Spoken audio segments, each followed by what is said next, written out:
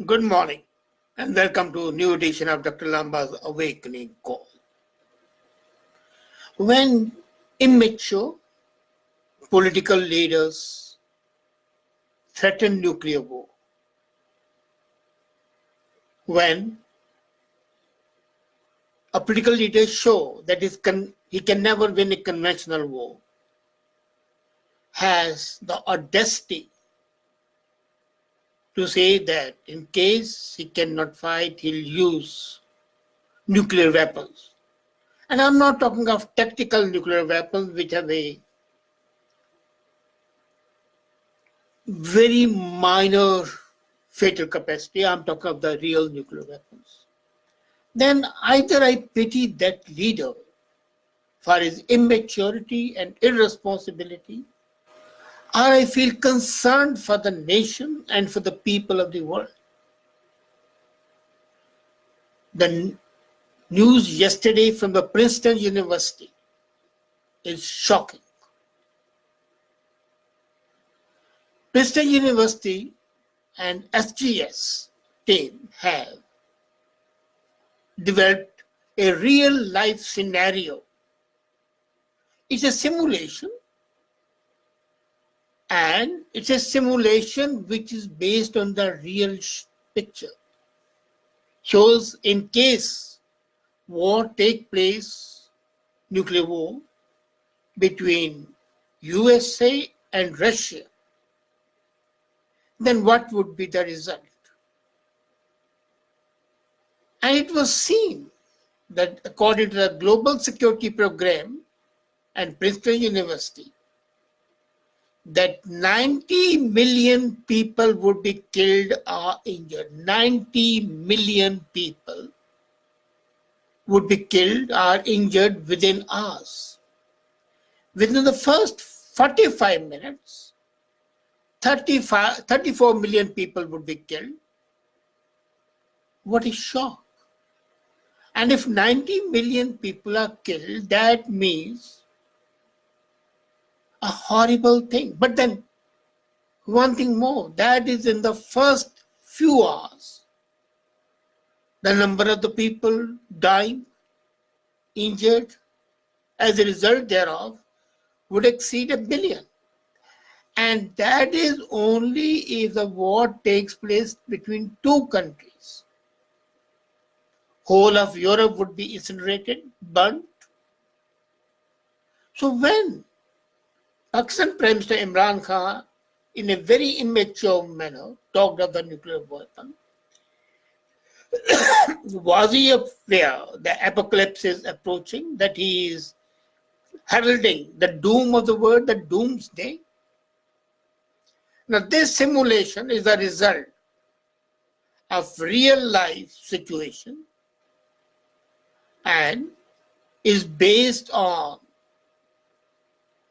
the actual warfare to be engaged. It's an animation, but the electric trails of the ballistic missiles arc across the screen before blossoming into a carpet of white discs. In this, I'm showing the comments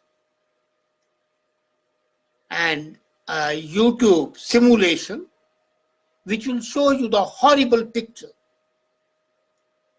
34 million people would be killed in the first 45 minutes. 57 million people would be injured. Whole of Europe and North America, that means Canada, USA, Mexico, would be distributed. It just burnt to ashes. And worldwide destruction would include, as I said, all the annihilation of progress of civilization. In the hope of halting a conventional war and the US NATO advance, according to this simulation, Russia would launch a nuclear warning shot from a base city near the city of Kaliningrad. It's exactly what Imran is saying, that in case he is losing the conventional war, he would release his nuclear missile from Chakwal. And this scenario, what is in mind of Imran Khan and General Bajwa, has been put forward by Princeton University and Global Security Program. And as the nuclear threshold is crossed once, the tactical war would become a norm. Russia would send 300 nuclear warheads via aircraft and short-range missiles to hit NATO bases and advancing troops. And NATO would reciprocate with 180 nuclear warheads via aircraft. Who will be the first to be destroyed? Poland. And after hundreds of strikes from both sides, Russian red streaks would lift from the ground before America's rain of blue obliterates swaths of that country. And Moscow's bomb would crash into USA and, of course, Canada included, from coast to coast to coast. Later on, Washington and Moscow could be both targeted population centers, the huge population centers, and they would have 10 missiles per city from the submarine arsenals.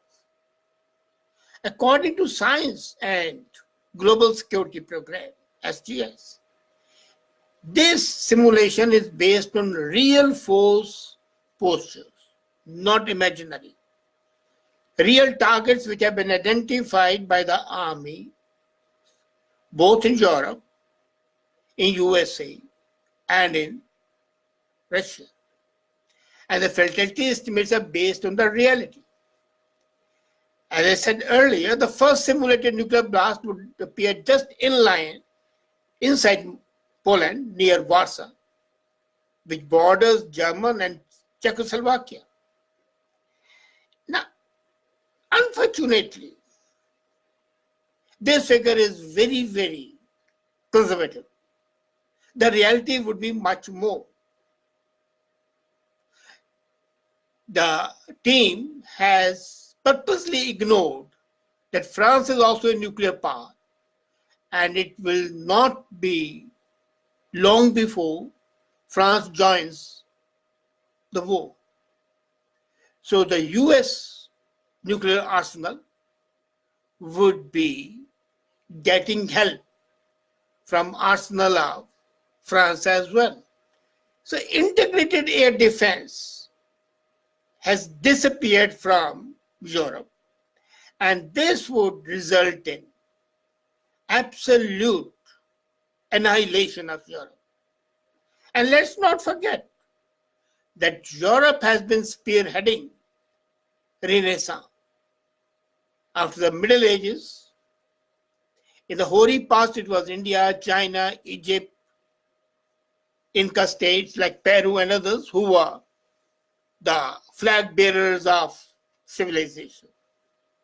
In Middle Ages, it was Tunisia, it was Morocco, it was Iran, Persia.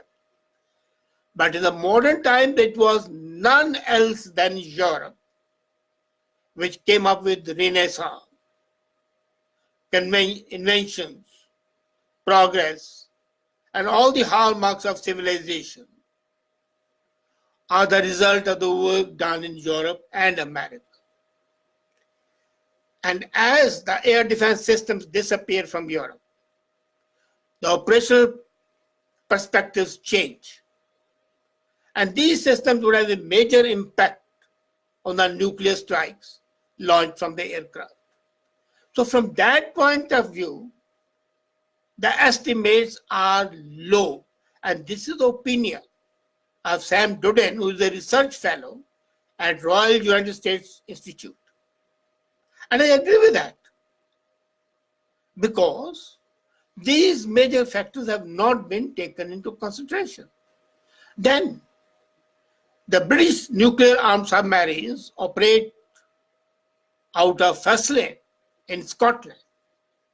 Again, that has not been taken into consideration.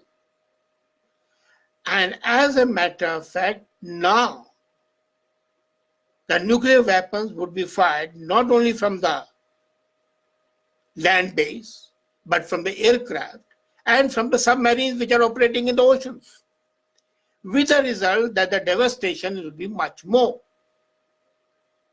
Now, this is a scenario, the doomsday scenario,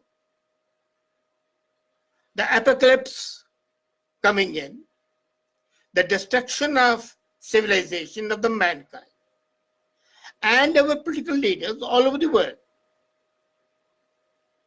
are silent spectators, are active participants.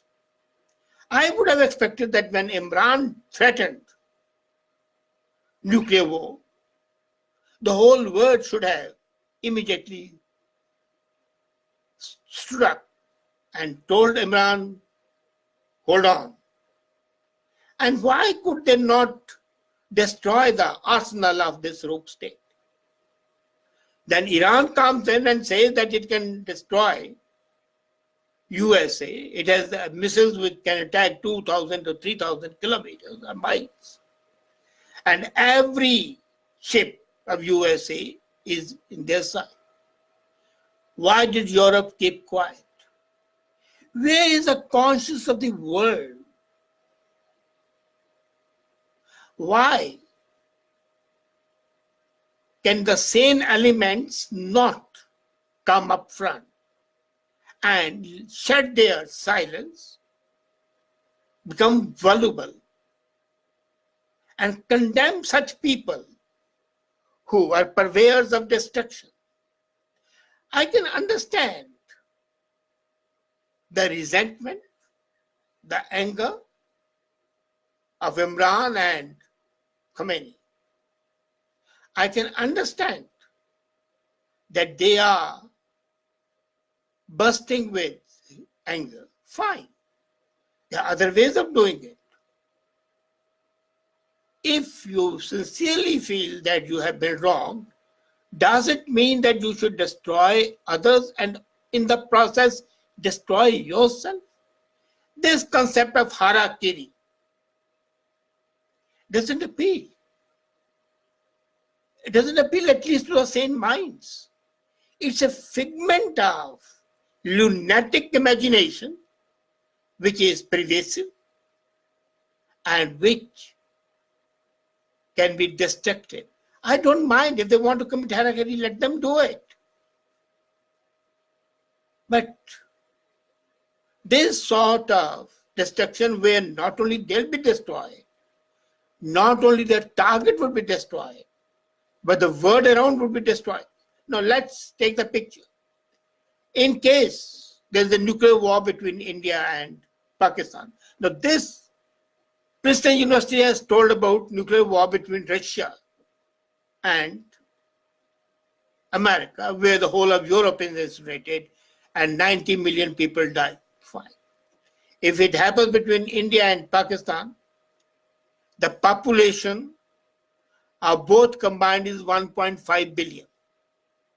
Add to that Sri Lanka, Myanmar, Bangladesh, Nepal, Bhutan, Afghanistan, Iran, Tajikistan, Turkmenia, Uzbekistan, because all of them would be affected immediately.